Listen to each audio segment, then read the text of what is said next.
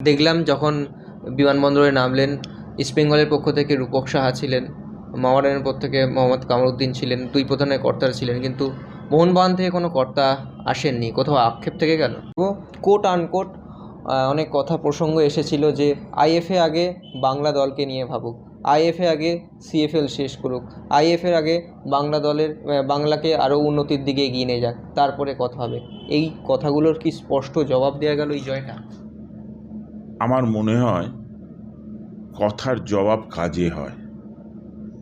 আমি কথায় নয় কাজে বিশ্বাসী। আমি আমার মতন কাজ করে গেছি, ফল কথা বলবে।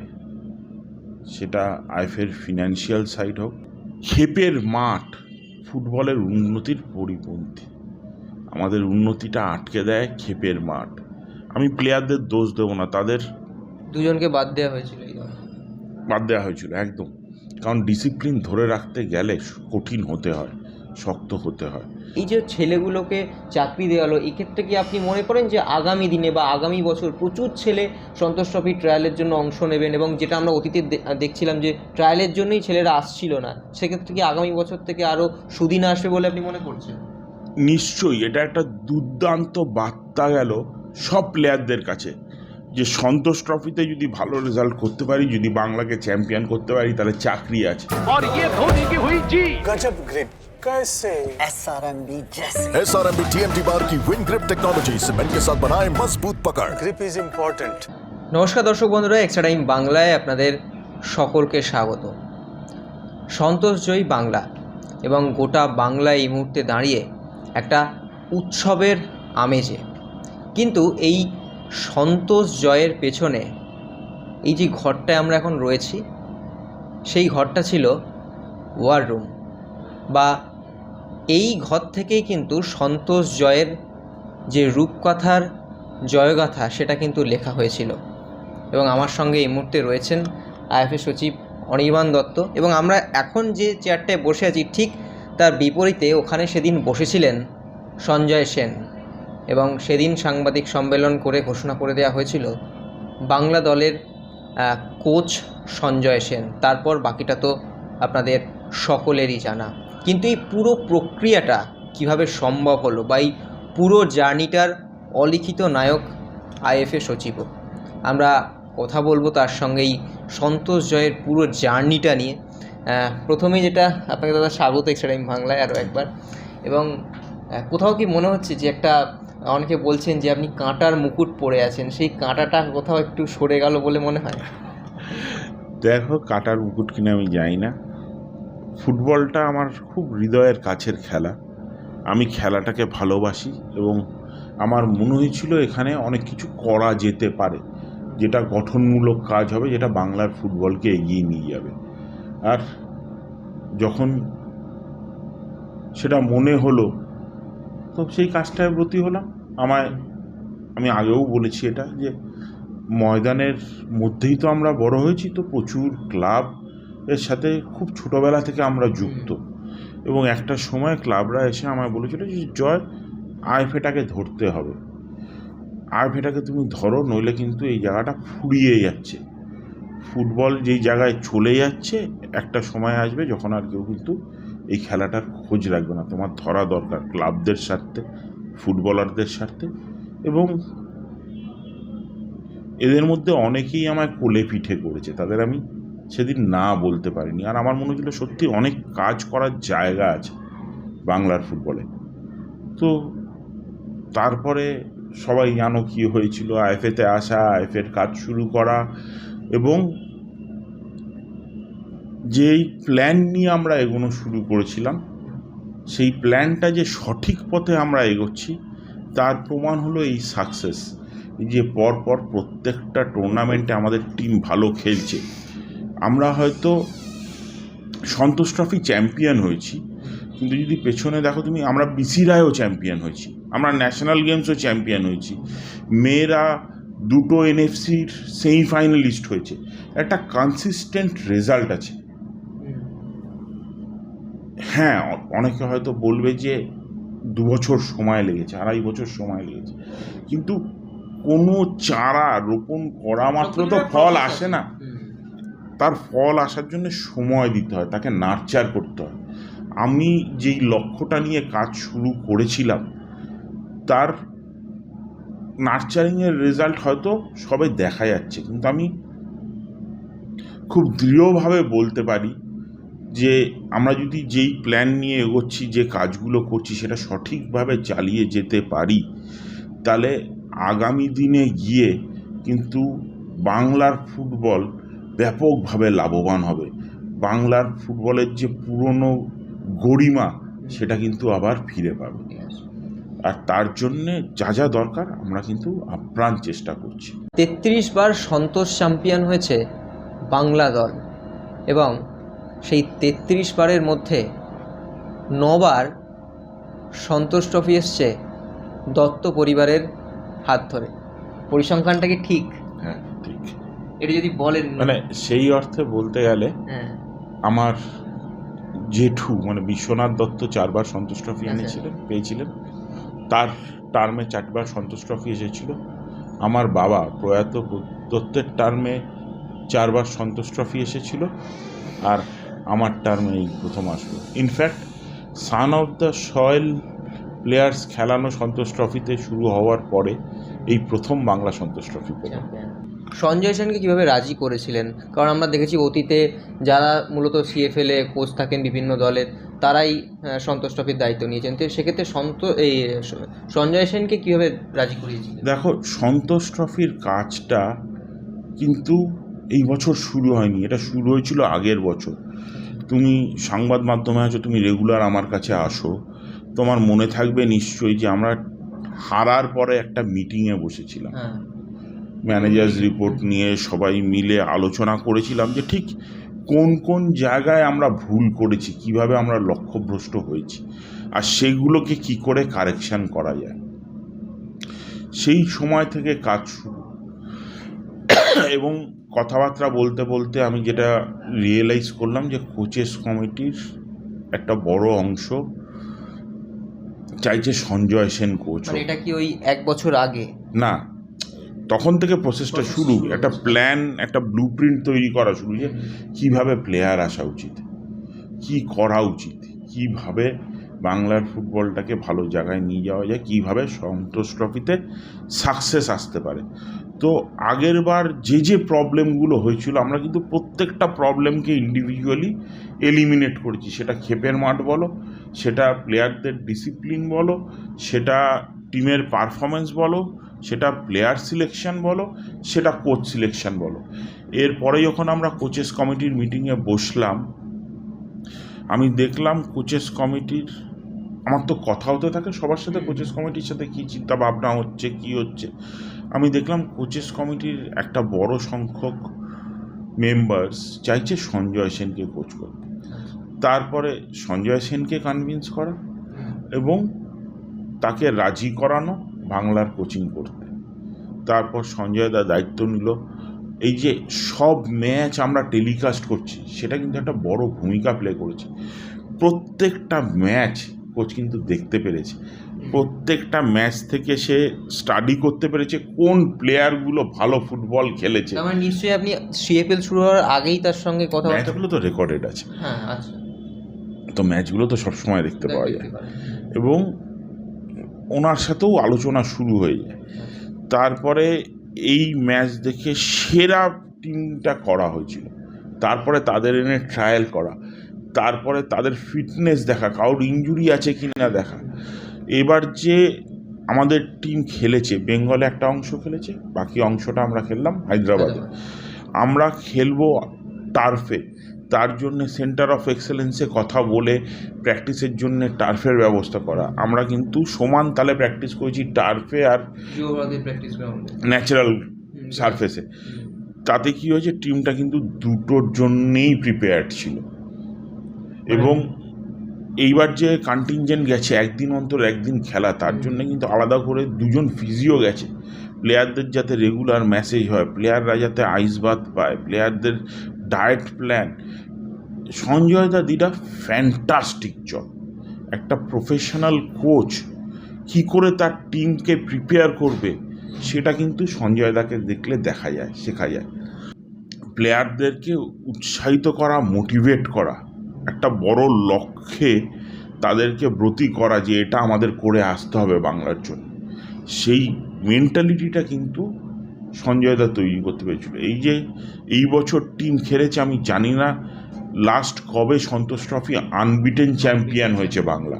একটা জিনিস আমরা যখনই অনুশীলনে গেছি, কোচ সবসময় বলতেন যে কথা হবে পরে, ফাইনালের পরে। মানে প্রথম থেকে একটা লক্ষ্যমাত্রা ছিল ফাইনাল, কারণ জেতাটা দরকার ছিল, রানার্স হয়ে কোনো লাভ নেই। একদম, বাংলায় রানার্সের কোনো দাম নেই। বাংলা 33 বার চ্যাম্পিয়ন হয়েছে সন্তোষ ট্রফি। বাংলা সন্তোষ ট্রফি ঘরে দেখতে অভ্যস্ত, ছুঁয়ে আসার কোনো গুরুত্ব নেই। এবং তুমি জানো যে আমি সেই সময় আমিও মিডিয়ার সাথে কথা বলিনি, কারণ আমার মনে হয়েছিল যে যেই প্লেয়াররা মাঠে খেলছে তাদের কথাটা যাওয়া বেশি গুরুত্বপূর্ণ। কাগজে তাদের ছবি, তাদের কথা গেলে তারা অনুপ্রাণিত হবে ভালো খেলতে। আমার ইন্টারভিউ দেখে কিন্তু কোনো প্লেয়ার অনুপ্রাণিত হবে না খেলতে আরও ভালো কি করে খেলা যায়। তাদের স্টোরিটা যদি উঠে আসে, তারা অনুপ্রাণিত হবে যে আরও ভালো ফুটবলটা কি করে খেলতে পারবো।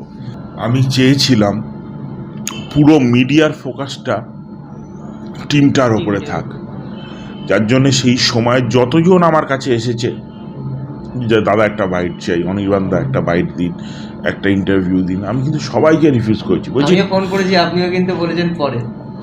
টিমটাকে ফোকাস করো, দে আর দ্য রিয়েল হিরোজ, তাদের গল্পটা মানুষের কাছে পৌঁছাক। আর আমার মনে হয় এই সব কিছু মিলিয়ে এই সমগ্র প্রচেষ্টাটার ফল হলো সন্তোষ ট্রফি। এই যে ছেলেগুলো যারা বিভিন্ন জেলা থেকে এসছে, জেলা থেকে এসে খেলছে, তো এই যে জয়টা হলো এবং গতকাল মুখ্যমন্ত্রী নবান্নের সভাঘরে কার্যত 22 জনকে চাকরির প্রতিশ্রুতি দিলেন এবং সেই প্রক্রিয়া এই মুহূর্তে দাঁড়িয়ে আইএফএ অফিসে শুরু হয়ে গিয়েছে।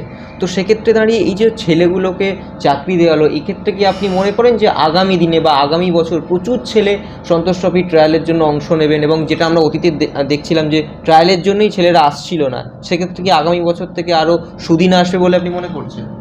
নিশ্চয়ই এটা একটা দুর্দান্ত বার্তা গেল সব প্লেয়ারদের কাছে যে সন্তোষ ট্রফিতে যদি ভালো রেজাল্ট করতে পারি, যদি বাংলাকে চ্যাম্পিয়ন করতে পারি, তাহলে চাকরি আছে। আজই আমরা সবসময় বলি যে প্লেয়াররা ফুটবল খেলে, তাদের কোনো নিশ্চয়তা থাকে না জীবনে। সবাই তো বড় ক্লাব অবধি পৌঁছাতে পারে না, সবাই আইএসএল পৌঁছাতে পারে না, তাহলে তাদের ভবিষ্যৎটা কী থাকলো? এবং একটা প্লেয়ারের কেরিয়ার কিন্তু খুব ছোট। একটা লোক যখন চাকরি করে সে 60 বছর 65 বছর অবধি চাকরি করে, একটা প্লেয়ার খেলে মাত্র তার প্রাইম হলো 15 বছর। তাহলে সেই ছেলেরা তারপরে কি করবে, তার সংসারটা চলবে কি করে? এই যে চাকরিটা পেল প্রত্যেকটা প্লেয়ার, আমার মনে হয় প্লেয়াররা আবার ফুটবলটাকে কেরিয়ার হিসেবে ভাববে যে ফুটবল খেললে চাকরি পাওয়া যাবে, সন্তোষ ট্রফিটাকে অনেক বেশি সিরিয়াসলি নেবে। ক্ষেপের মাঠ ফুটবলের উন্নতির পরিপন্থী, আমাদের উন্নতিটা আটকে দেয় ক্ষেপের মাঠ।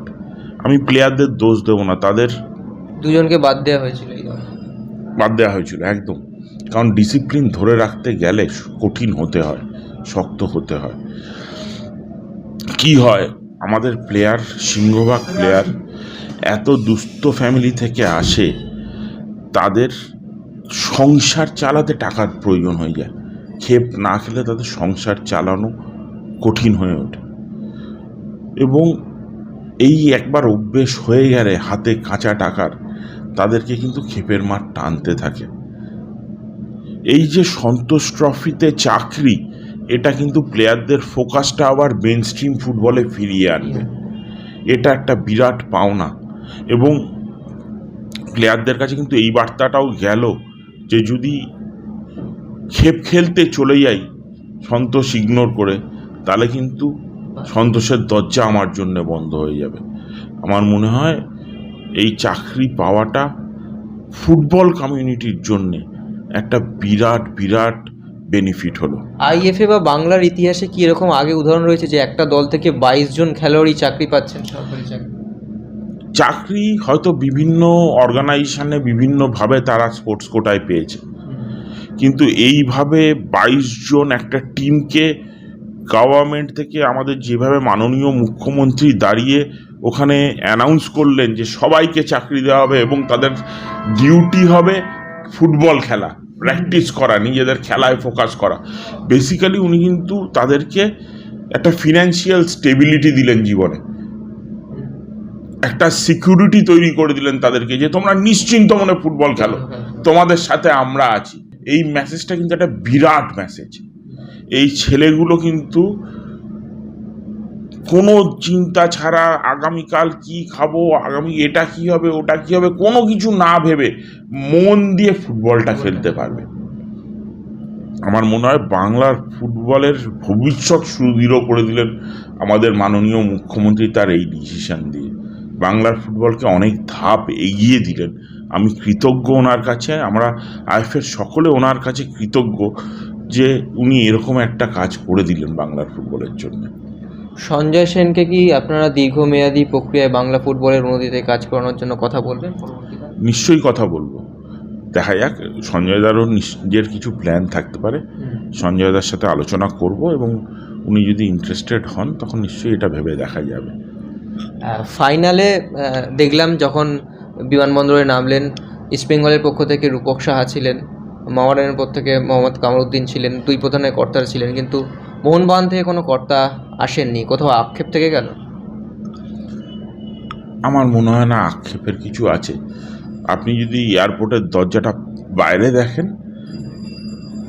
সেদিন বোধহয় শয়ে শয়ে মানুষ এসেছিল, হাজারে হাজারে বলা যেতে পারে, হয়তো আমি জানি না, আমি গুনে দেখতে পাইনি, আমি দেখেছিলাম একটা মাথার সমুদ্র। তো বাংলার সব মানুষ, ক্লাব নির্বিশেষে, সেটা ইস্টবেঙ্গল বলুন, মোহনবাগান বলুন, মোহামেডান বলুন, সব ফুটবল প্রেমীরা সেদিন একত্রিত হয়েছিল বাংলার টিমকে আপন করে নেওয়ার জন্য, বরণ করে নেওয়ার জন্য।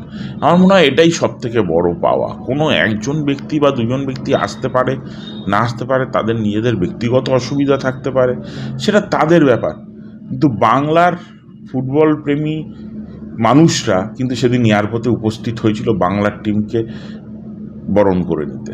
ওরা বলছিল যে এরকমভাবে কোনোদিন হয়নি কিছু, মানে ওরা এত খেলেছে কিন্তু ওই রকম জনসমাগম, এত সংবাদ মাধ্যমে ভিড়, এইটা কখনো হয়নি। সেটা কি একটা বাড়তি পাওনা ফুটবলারদের? নিশ্চয়ই এটা ওদেরকে, এই যে সম্মানটা মানুষ ওদের দিল, এই যে এত মানুষের হৃদয়ে একটা জায়গা, তারও কিন্তু একটা রেসপন্সিবিলিটি আছে, তাদেরও কিন্তু একটা দায়িত্ব থেকে গেল যে তাদেরকে ভালো খেলে এই মানুষদের আশাটাকে রক্ষা করতে হবে। তাদের যে অ্যাপ্রিসিয়েশনটা পেল, সেই অ্যাপ্রিসিয়েশনের মাপকাঠিতে নিজেদেরকেও কিন্তু খাড়া উতরাতে হবে। শেষ প্রশ্ন জিজ্ঞেস করব, কোট আনকোট অনেক কথা প্রসঙ্গ এসেছিল যে আইএফএ আগে বাংলা দলকে নিয়ে ভাবুক, আইএফএ আগে সিএফএল শেষ করুক, আইএফএর আগে বাংলা দলের বাংলাকে আরও উন্নতির দিকে এগিয়ে নিয়ে যাক, তারপরে কথা হবে। এই কথাগুলোর কি স্পষ্ট জবাব দেওয়া গেল এই জয়টা? আমার মনে হয় কথার জবাব কাজে হয়। আমি কথায় নয় কাজে বিশ্বাসী। আমি আমার মতন কাজ করে গেছি, ফল কথা বলবে। সেটা আইএফএর ফিনান্সিয়াল সাইড হোক, সেটা ক্লাবদের বকেয়া টাকা হোক, সেটা বাংলার টিমগুলোর রেজাল্ট হোক, সেটা কলকাতা লিগের স্পন্সরশিপের ব্যাপার হোক, আমার কাজ আমার হয়ে কথা বলবে, আমি বিশ্বাস করি। একদমই কাজ কথা বলবে, এবং সেই কাজেরই কিন্তু ফল বাংলার সন্তোষ জয়। এবং যে গতকাল নবান্নের সভাঘরে যে ঘোষণাটা করলেন মুখ্যমন্ত্রী এবং আইএফএ সচিব অনির্বাণ দত্ত যেটা বললেন, বোধহয় বাংলা ফুটবলকে কয়েক ধাপ এগিয়ে দিল। তারা হয়তো নিশ্চিন্তে ফুটবলটা খেলতে পারবে এবং তাদের একমাত্র ডিউটি হবে অফিস জব নয়, বরং ফুটবল প্র্যাকটিস। আগামী দিনে তোমরা যারা এই ভিডিওটা দেখছো, যারা ফুটবল শিখছো বা ভবিষ্যতে বাংলার হয়ে খেলার ইচ্ছে রয়েছে, তাদের কিন্তু এই কথাটা মাথায় রাখতে হবে যে সন্তোষ খেললে একটা চাকরি যেরকম থাকবে, ঠিক সেরকম ভবিষ্যৎটাও কিন্তু সুদৃঢ় হবে। অনেক ধন্যবাদ দাদা আমাদেরকে সময় দেওয়ার জন্য। ধন্যবাদ। Thank you. এক্সট্রা টাইম বাংলার ফেসবুক এবং ইউটিউব পেজ ফলো রাখবেন। ধন্যবাদ। লেটেস্ট নিউজ আর এক্সক্লুসিভ ভিডিওর সঙ্গে আপডেট থাকতে এখনই সাবস্ক্রাইব করুন আমাদের ইউটিউব চ্যানেল। বেল আইকনে ক্লিক করতে ভুলবেন না যেন।